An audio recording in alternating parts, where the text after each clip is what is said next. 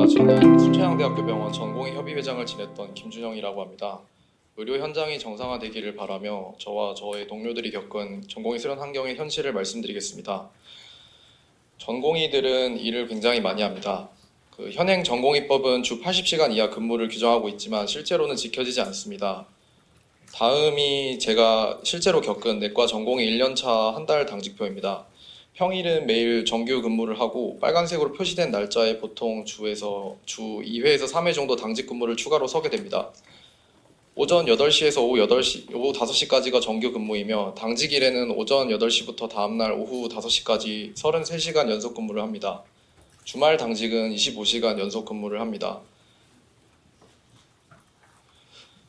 실제로 월수금 당직을 섰을 때의 요일별 근무 시간을 색깔로 나타낸 차트입니다. 이 근무표는 산술적으로는 정확히 주 100시간이고 근로기준법에 존재하는 휴게 시간을 고려하면 주 88시간가량이지만 실제로 휴게 시간은 없습니다. 환자가 가장 많을 때 저는 재원 환자가 50명 정도였고 매일 15명씩 입퇴원이 이루어졌습니다.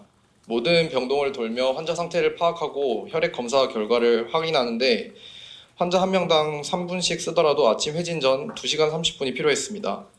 오전과 오후 회진에도 5시간이 소요되었고 환자의 경과 기록 및 처방 입력, 입퇴원 기록 작성에 한 명당 2분을 쓰더라도 하루 3시간이 추가로 걸렸습니다.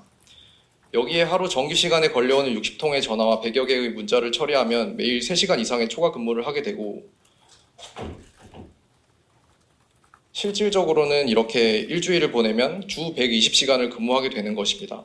저는 실제로 120시간 이상 근무한 적이 많았고 80시간 이하로 근무한 적은 전체 수련 기간의 반의 반도 되지 않습니다. 하지만 이렇게 과중한 업무에도 불구하고 실질적인 전문의가 되기에 필요한 경험은 채우지 못합니다. 사진은 보건복지부에서 고시하고 있는 내과 수련 교과 과정이며 이 중에서 빨간색으로 쳐진 부분이 제가 수련받지 못한 부분입니다. 1년차, 2년차, 3년차 각각 있으나 보건복지부가 고시한 내과 수련 교과 과정의 절반 이상이 지켜지지 않고 있는 겁니다. 환자와 의사가 가장 많이 만나는 상황은 외래 진료입니다. 하지만 전공의 수련 과정에서 실제 독립적으로 외래 진료 기회를 주는 진료 과목은 손에 꼽습니다. 실제로 저는 내과를 수련했는데 전공의 수련 기간 동안 독립적으로 외래 진료를 본 적이 한 번도 없습니다. 또한 수술과의 경우에 저희 의료원 전체에서 전공의에게 주요 수술의 단독 집도 기회를 주는 과는 사실상 없습니다. 내과가 외래 진료를 수련받지 못하고 외과가 수술을 수련받지 못하는 전공의 수련 환경인 것입니다. 그리고 현재 모든 병원과 모든 전공 과목마다 교육 체계가 다 다릅니다. 업무에 대해서 제대로 된 매뉴얼을 갖추지 않은 진료과가 대부분이며 전공의는 몇 장짜리 인계장과 상급 연차 전공의의 조언, 교과서, 인터넷 검색에 의존해야 합니다. 지도 전문이라는 제도가 있으나 실질적 역할은 유명무실합니다. 저는 수련 기간 동안 지도 전문의가 어떤 교수님인지도 몰랐는데 왜냐하면 지도 전문의가 실질적으로 교육에 전념하지 않고 다른 교수님과 다름없이 진료를 보고 있습니다. 말하자면 학교 수업 시간에 선생님이 수업을 안 하고 본인이 일을 해야 한다고 교실을 떠나서 본인 볼일을 보고 있는 상황입니다. 일부 전공과에서는 수련 공백이 길어지면서 교수님들이 교육 방법을 잊어버렸고 전공의 교육을 간호사가 담당하는 경우도 있습니다. 교수들은 본인이 익숙한 간호사와 수술을 진행하며 전공의를 배제합니다. 이러한 난장판 수련에도 지난 10년간 전문의 27,000명이 배출이 되었습니다.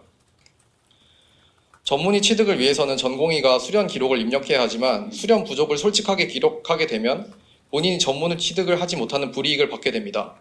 따라서 실제와 다르게 기록하는 것이 관행이 되었고 결국 이렇게 전문의가 아닌 전문의들이 배출되고 있었습니다. 최근에 마취통증의학과 전공의가 중심정맥관 삽입 중 환자가 사망하여 4억 4천만 원의 손해배상 판결을 받았다는 언론 보도가 있었습니다. 유사한 사례가 저희 병원에서 있었습니다. 똑같이 마취통증의학과 전공의가 중심정맥관 삽입을 시도하다가 이상 소견이 있어서 중단하였으나 담당 교수가 본인이 하겠다며 시도하다가 가이드와이어라는 가느다란 철사가 폐를 관통하는 사고가 발생하였습니다. 환자는 다행히 회복했지만 교수는 전공의 과실로 소문을 냈습니다. 만약 환자가 회복하지 못했다면 전공의가 법적 책임을 지게 되었을 것입니다. 이 상황에서도 현재 전공의를 보호할 법적 장치는 없습니다.